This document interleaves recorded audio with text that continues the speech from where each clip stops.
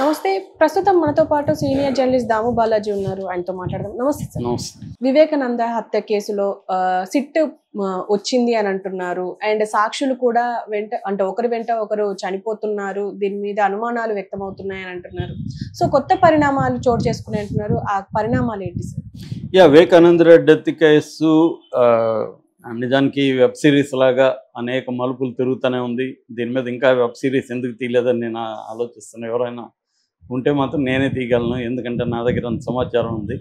బ్రహ్మాండంగా చేయొచ్చు. అంటే ఈ వెబ్ సిరీస్ చేయాలంటే ముందు ఏ పార్టీ వైపు సైడ్ తీసుకోకూడదు.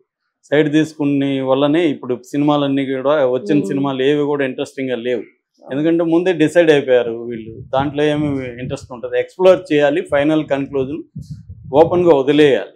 అప్పుడే అది ఇంట్రెస్టింగ్గా ఉంటుంది. అప్పుడు ఏంటంటే దీన్ని ఎవరెవరు ఎలా వాడుకుంటున్నారు అనే మల్టిపుల్ పాయింట్ ఆఫ్ వ్యూస్ నీకు ఎక్స్ప్లోర్ చేయొచ్చు. ఇప్పుడు ఏంటంటే సింగిల్గా నువ్వు ముందే డిసైడ్ అవుతావు.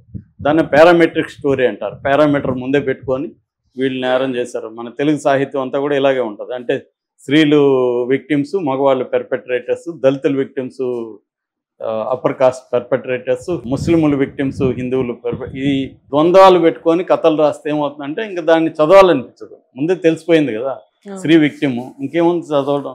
సో అలాగే ఈ స్టోరీ కూడా ఏమవుతుందంటే తెలుగుదేశం మీడియా మాత్రమే చూసేవాళ్ళకి జగనే చంపించాడని, జగన్ మీడియా మాత్రమే చూసేవాళ్ళకి తెలుగుదేశం చంపించారని, లేదా సునీత చంపించిందని ఈ కథనాలు ఉన్నాయన్నమాట.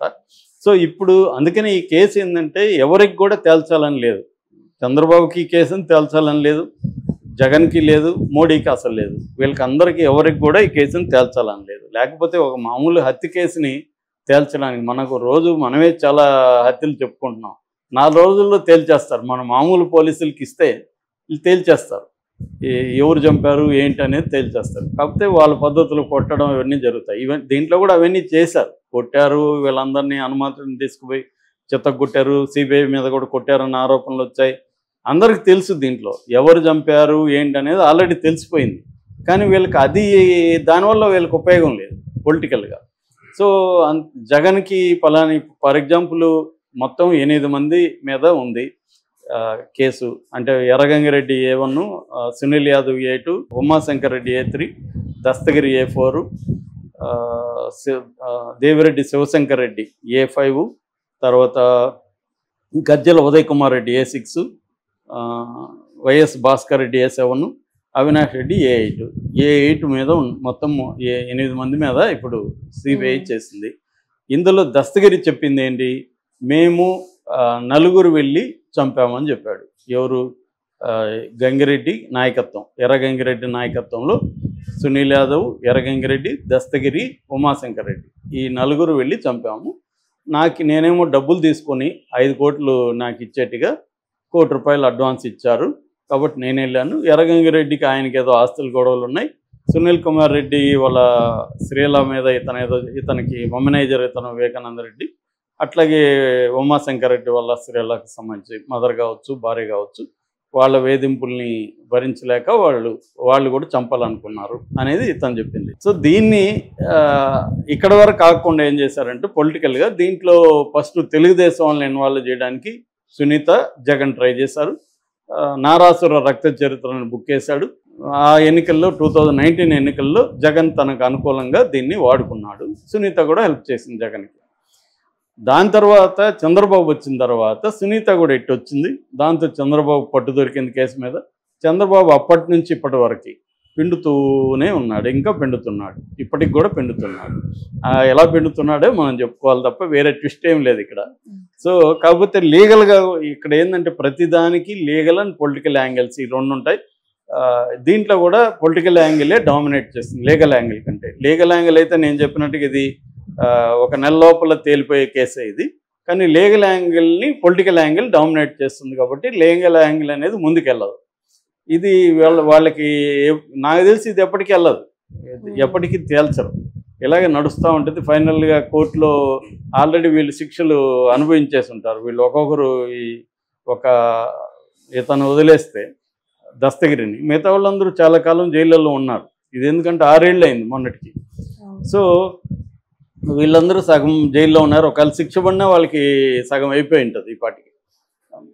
మామూలుగా మొన్న కూడా 40 ఏళ్ల తర్వాత ఎవడికో శిక్ష పడింది వెస్ట్లో, దళితులను చంపిన వాళ్ళకి 40 ఏళ్ల కేసు, అది 44 ఏళ్ల కేసు. అలా ఉంటుంది మన న్యాయ వ్యవస్థ వ్యవహారం.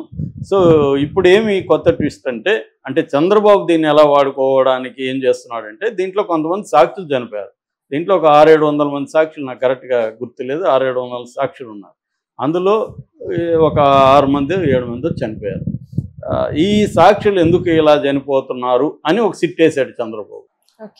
ఈ సిట్లో ఏమి తేలదు, ఈ సాక్షుల్ని ఎవరైనా చంపారా ఏంటి ఏమి తేలదు. చూడండి మీరు కావాలంటే.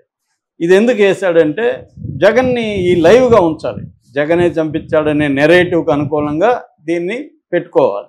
అది చంద్రబాబు ఉద్దేశం. దీన్ని మ్యాక్సిమం పిండుదాం ఎంత వీలైతే అంత అనేది ఆయన. ఎంత ఉపయోగపడుతుందో మనకు తెలియదు కానీ ట్రై చేద్దాం అనేది, మంది పోయేదేముంది అనేది చంద్రబాబుకు ఉండే ఇది. సో అదొకటి. రెండవది, దీంట్లో ఆల్రెడీ ఈ కిరాయి హంతకుడుగా ఉంటున్న ఈ దస్తగిరి, అంటే నేను ఈ మాట అనడం లేదు, అతనే చెప్పుకున్నాడు కాబట్టి చెప్తున్నా, దస్తగిరి తో పాటు ఇప్పుడు సునీల్ యాదవ్ కూడా రంగంలో దిగాడు. సునీల్ యాదవ్ ఒకప్పుడు సిబిఐ నన్ను విపరీతంగా కొట్టి అప్రూవర్గా మారమనిందని కోర్టులో కేసేసిన వ్యక్తి ఇవాళ మరి ఏం జరిగిందో తెలియదు. అతను కూడా తెలుగుదేశం వైపు వచ్చేసాడు, అప్రూవర్గా మారుతానంటున్నాడు. అతను ఇప్పుడు ఒక కేసు పెట్టాడు. అదేంటంటే హత్య అనే సినిమా ఈ మధ్య వచ్చింది, సైలెంట్గా వచ్చింది. అది ఎందుకనో వైసీపీ వాళ్ళు దాన్ని పెద్ద ఉపయోగించుకోవట్లేదు. సునీతనే హత్య చేసినట్టుగా ఉందని, నేను సినిమా చూడలేదు, దాన్ని చూసిన వాళ్ళు చెప్తే వింటున్నా. సునీతనే హత్య చేసింది అన్నట్టుగా దాంట్లో ఉంది. దీంట్లో ఇప్పుడు ఇందాక చెప్పిన కథనం ఉంది కదా, ఈ శ్రేలను ఈ సునీల్ యాదవ్ మా శ్రేల మీద కించపరిచే విధంగా, అంటే ఆయనకి అఫేర్లు ఉన్నట్టుగా ఇవన్నీ పెట్టారు అని చెప్పి అతను ఒక కేసు వేశాడు. దాంట్లో ఎవరో ఒక క్లిప్పు షేర్ చేసిన దానికి అతన్ని అరెస్ట్ చేశారు. నిజానికి ఆ క్లిప్పు షేర్ చేయడం తప్పేం కాదు, ఎందుకంటే అది ఆల్రెడీ సెన్సార్డ్ సినిమా. సెన్సార్ వచ్చిన సినిమానే నీకు ఓపెన్గా ఉన్నప్పుడు అందులో ఒక క్లిప్ షేర్ చేస్తే అది ఎలా ఇదవుతుంది? కానీ వేధించదలుచుకున్నారు వీళ్ళు కాబట్టి అది చేస్తారు. ఇక్కడ లాజిక్లు ఏం పనిచేయవు. మనం ఎవరిని వేధించదలుచుకుంటే ఏమన్నా మేము పెడతాం అని చెప్పేయచ్చు. అలాగా అది ఒకటి నడుస్తుంది. రెండవది, ఈ సాక్షుల మీద మరణాల మీద సిట్టేశారు కదా, సిట్టు నిన్న రంగంలో దిగింది. ఫస్ట్ శ్రీనివాసరెడ్డి అనే వ్యక్తి చనిపోయాడు. దాని తర్వాత వైట్ గంగాధర్ అనే వ్యక్తి చనిపోయాడు. మూడోది ఈఎస్ గంగిరెడ్డి అని ఇంకొక అతను చనిపోయాడు. ఆ గంగిరెడ్డి కాదు, సాక్షితను. తర్వాత వైఎస్ అభిషేక్ రెడ్డి అని ఈ మధ్య చనిపోయాడు. రంగన్ అని 80 ఏళ్ళు దాటి ఆయన ఈ మధ్య చనిపోయాడు. వీళ్ళందరి మీద సిట్టు డిఎస్పీలతో సిట్టేశారు. ఈ సిట్టు రంగంలో దిగింది. నిన్న శ్రీనివాసరెడ్డి మీద విచారణ జరుగుతుంది. మేబీ దీంట్లో కూడా వైసీపీ వాళ్ళని ఇరికిచ్చి కొన్ని కేసులు పెడతారు. ఇవి మళ్ళీ వైసీపీ వాళ్ళకి ఇంకొక ఎక్స్ట్రా కేసు ఇది నడుస్తూ ఉంటుంది. సో అసలు కేసు వేరే, కొసరు కేసులు అనమాట ఇవన్నీ. సో అసలు కేసులు ఏం జరుగుతుంది? జూన్ 30 లోపల 2023 జూన్ 30 లోపల తేల్చమని సుప్రీంకోర్టు డెడ్ లైన్. అది కూడా సెకండ్ డెడ్ లైన్. అంతకుముందు ఏప్రిల్ ఇచ్చింది.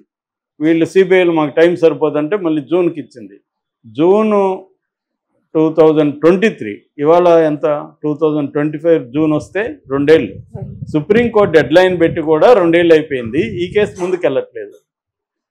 15 నెలలుగా ఒకే అంశం మీద నడుస్తుందని సునీతనే సిబిఐ మీద నిన్న కంప్లైంట్ ఇచ్చింది, కోర్టులో పిటిషన్ వేసింది. అదేంటంటే ప్రతివాదులు ఎవరైతే ఉంటారో వాళ్ళకి దీంట్లో ఉండే డాక్యుమెంట్స్ అంతా కూడా ఇవ్వాలి, ప్రతివాదులకు ఇవ్వాలి. ప్రతివాదులకి హార్డ్ డిస్క్ ఇచ్చింది సిబిఐ. హార్డ్ డిస్క్ ఓపెన్ అవ్వట్లేదని వాళ్ళు మాకు హార్డ్ కాపీలు కావాలని అడుగుతున్నారు. హార్డ్ కాపీలు ఇవ్వాలంటే లక్షల పేజీల్లో ఉన్నాయి డాక్యుమెంట్స్. మేము ఇవ్వలేమని వీళ్ళు అంటున్నారు. ఇలా పెండింగ్లో 15 నెలలుగా పెండింగ్లో ఉందని సునీత నిన్న హైకోర్టులో కేసు వేసింది. సో మరి ఎప్పటికి తేలాలి ఇవన్నీ టెక్నికల్గా? సో అంటే ఇది విషయం ఏంటంటే, ప్రభుత్వాలు కానీ సీరియస్గా అనుకుంటే సిబిఐ ఎవరి కంట్రోల్ ఉంటుంది? మోడీ కంట్రోల్లో ఉంటుంది. ఎందుకంటే సిబిఐ డైరెక్ట్ నియమించేది మోడీనే కాబట్టి అన్ని వ్యవస్థలు మోడీ కంట్రోల్లో పెట్టుకున్నాడు. సో కాబట్టి మోడీ అనుకుంటే ఇది ముందుకు కదులుతుంది. మోడీ అనుకోడు. ఎందుకు అనుకోడు? జగన్ని శిక్షించడం మోడీకి ఇష్టం లేదు. ఎందుకు?